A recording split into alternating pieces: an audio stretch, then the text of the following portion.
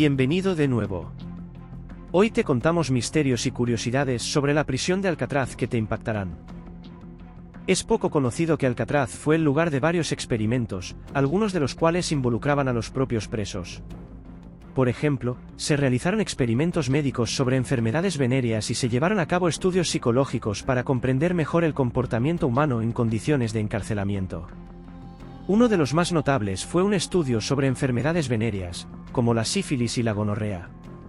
Los investigadores querían estudiar la progresión de estas enfermedades en hombres sanos, por lo que seleccionaron a algunos presos para ser infectados con estas enfermedades y observaron su desarrollo a lo largo del tiempo. Además de los experimentos médicos, se llevaron a cabo varios estudios psicológicos en Alcatraz. Estos estudios se centraban en comprender mejor el comportamiento humano en condiciones de encarcelamiento prolongado y aislamiento. Por ejemplo, se realizaron estudios sobre el efecto del aislamiento en la salud mental de los presos y sobre cómo la privación sensorial afectaba su percepción del tiempo y la realidad. Estos estudios arrojaron luz sobre los efectos devastadores del encarcelamiento prolongado y el aislamiento extremo en la psique humana. Uno de los fenómenos más conocidos entre los presos era el denominado voz del infierno, y es una de las curiosidades más intrigantes y misteriosas asociadas con Alcatraz. Este fenómeno se refiere al sonido aterrador que se escuchaba durante las tormentas cuando el viento soplaba a través de los corredores y túneles de la prisión. La voz del infierno recibió su nombre debido a la naturaleza espeluznante y ominosa del sonido que producía. Los presos que estaban encarcelados en Alcatraz a menudo describían el sonido como algo sobrenatural o como si viniera de las profundidades de la prisión.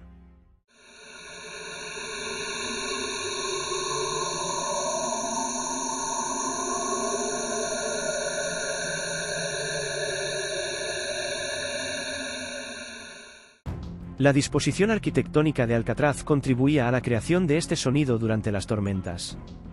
Los corredores estaban diseñados de manera que el viento pudiera pasar a través de ellos con fuerza, creando un efecto de túnel que amplificaba el sonido. Además, el diseño de la prisión, con sus pasillos estrechos y celdas de concreto, también contribuyó a la resonancia del sonido. Para los presos que ya estaban viviendo en condiciones de aislamiento y confinamiento extremo, el sonido de la voz del infierno solo aumentaba la sensación de opresión y desesperación. Muchos describían sentirse aterrados por el sonido y asociaban su presencia con la idea de que la prisión estaba maldita o poseída. Este fenómeno se convirtió en parte de la mitología de Alcatraz, contribuyendo a la reputación de la prisión como un lugar embrujado y misterioso. El sonido, junto con otras leyendas y rumores sobre la prisión, alimentaba la idea de que Alcatraz estaba impregnada de una aura maligna. Dentro de las historias de fantasmas que tiene Alcatraz, sin duda la más célebre es la del fantasma de Al Capone. Capone fue enviado a Alcatraz en 1934 por evasión de impuestos, y pasó alrededor de 4 años en la isla antes de ser trasladado a otra prisión debido a problemas de salud. Durante su tiempo en Alcatraz, ocupó una celda individual en el bloque D, donde pasaba la mayoría de su tiempo debido a su estatus de celebridad y al riesgo de ser atacado por otros presos. Además de las experiencias físicas, se han capturado fotografías y grabaciones de audio que muestran evidencia de actividad paranormal en la celda de Capone y en otras partes de la prisión. Uno de los relatos más escalofriantes de Alcatraz involucra a un preso que afirmaba no estar solo en su celda de castigo y que luego fue encontrado muerto en circunstancias misteriosas. Este incidente ocurrió en la década de 1940. El preso en cuestión, cuyo nombre no se ha hecho público, fue colocado en una celda de castigo en Alcatraz por razones disciplinarias. Estas celdas eran pequeñas, oscuras y aisladas, diseñadas para imponer un castigo severo a los presos. Durante su tiempo en la celda de castigo, el preso comenzó a afirmar que no estaba solo y que sentía la presencia de algo o alguien más en la celda con él. Describió sentir una sensación de malestar y miedo, y afirmó escuchar voces susurrantes y ver sombras moviéndose en la oscuridad. Durante toda una noche el recluso no paró de gritar y pedir ayuda, pero los guardias, pensando que era una estrategia para sacarlo de allí, no le hicieron caso, hasta que, llegado un momento, cesaron los gritos. Al día siguiente, los guardias de Alcatraz descubrieron al preso muerto en su celda de castigo en circunstancias misteriosas. No había signos evidentes de agresión, lo que dejó perplejos a los guardias y alimentó las especulaciones sobre lo que había sucedido. Tampoco se encontraron indicios de suicidio, ya que los reclusos que estaban en estas celdas no disponían de ningún medio ni objeto para infligirse daño. Otras historias famosas de fantasmas son la de un guardia llamado George Dinamita Johnston, apodado así por su dureza. Los visitantes y guardias han informado de avistamientos de una figura con el uniforme de un guardia que se asemeja a Johnston, incluso después de su fallecimiento. También es conocida la de un preso llamado Ralph Roe, quien intentó escapar de Alcatraz en 1937 y que todavía deambula por los jardines de la prisión. Después de su intento de fuga fallido, Roe fue sometido a un castigo brutal y nunca se le volvió a ver. Se cree que su espíritu todavía busca libertad en los jardines de Alcatraz. Durante su tiempo como prisión federal de alta seguridad, Alcatraz tenía una biblioteca que servía a los presos y al personal de la prisión. Sin embargo, a diferencia de lo que podrías esperar de una biblioteca convencional, esta no contenía libros. En su lugar, la biblioteca estaba equipada con revistas, periódicos y juegos de mesa. Esta peculiaridad se debía a las estrictas regulaciones y medidas de seguridad que se aplicaban en Alcatraz. Los funcionarios de la prisión temían que los presos utilizaran libros para planificar intentos de fuga, comunicarse de manera clandestina o cometer actos delictivos dentro de la prisión. Por lo tanto, se optó por no proporcionar libros en la biblioteca para evitar estas posibles amenazas. Otra leyenda es la conocida como la del agua del diablo, que es una de las más interesantes y perturbadoras asociadas con Alcatraz. Esta curiosidad se refiere a la creencia entre los presos de que el agua de la prisión estaba maldita o contaminada de alguna manera. La calidad del agua en Alcatraz siempre fue un problema debido a la limitada fuente de agua dulce en la isla. El suministro de agua potable provenía de un pozo y tanques de almacenamiento, pero estos a menudo estaban contaminados con sedimentos y minerales que afectaban su sabor y calidad. La creencia en el agua del diablo tuvo un impacto en la psique de los presos, quienes ya estaban sometidos a duras condiciones de encarcelamiento. La idea de beber agua maldita o contaminada añadía otra capa de sufrimiento psicológico a su experiencia en la prisión, contribuyendo a la sensación de desesperación y desesperanza. Es muy posible que por las circunstancias que hemos comentado, el agua no fuera de una buena calidad, pero este rumor siguió alimentando aún más la mala fama de la cárcel y las leyendas que dentro se fraguaban. Antes de la llegada de los colonizadores europeos, la isla de Alcatraz, llamada la Isla de los Alcatraces por los españoles, era habitada por tribus indígenas, mayormente por los Oulon. Utilizaban la isla para la pesca y la recolección de huevos de aves marinas.